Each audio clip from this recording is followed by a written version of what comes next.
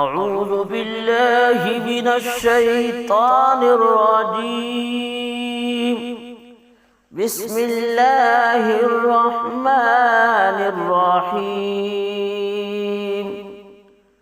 قل أعوذ برب الفلق من شر ما خلق ومن شر غاسق إذا وقب ومن شر النفاثات في العقد